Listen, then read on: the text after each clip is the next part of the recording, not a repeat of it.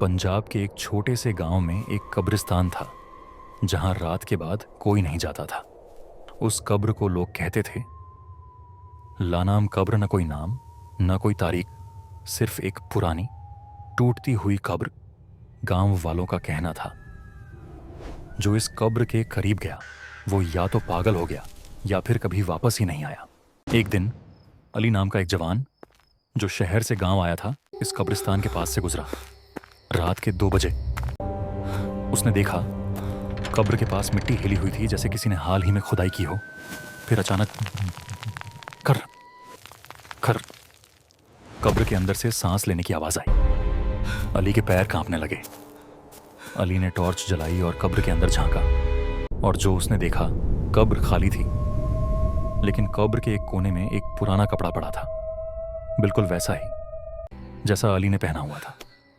उसी पल पीछे से एक भारी आवाज आई, तू मेरी जगह लेने आया है।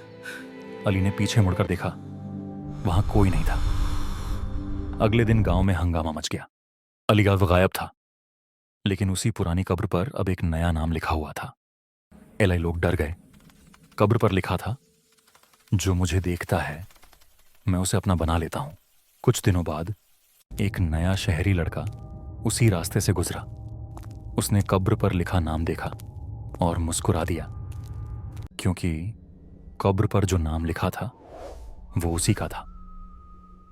कब्र तुम्हारा इंतजार नहीं करती, कब्र तुम्हें बुलाती है।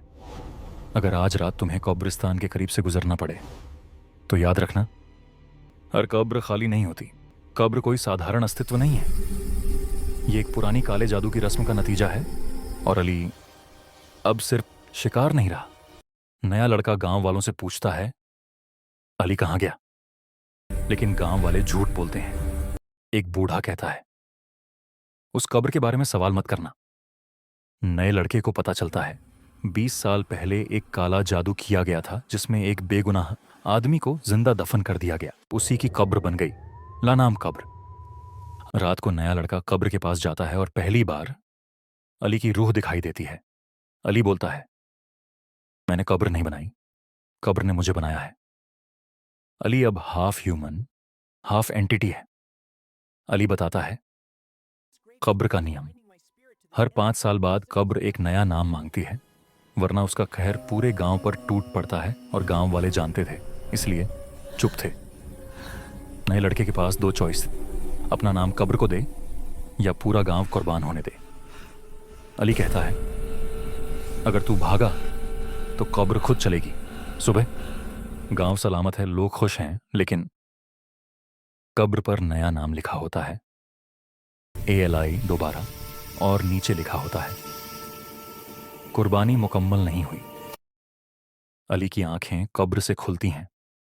कब्र ने एक जान ली, लेकिन कब्र की काली रस्मात अभी जिंदा है। एक दिन कुदरत का करिश्मा ऐसा होता है, गांव में एक बुजुर्ग पीर साहब आते हैं, सादा सा लिबास पहने हुए। लोग कहते हैं ये सिर्फ अल्लाह का नाम लेते हैं।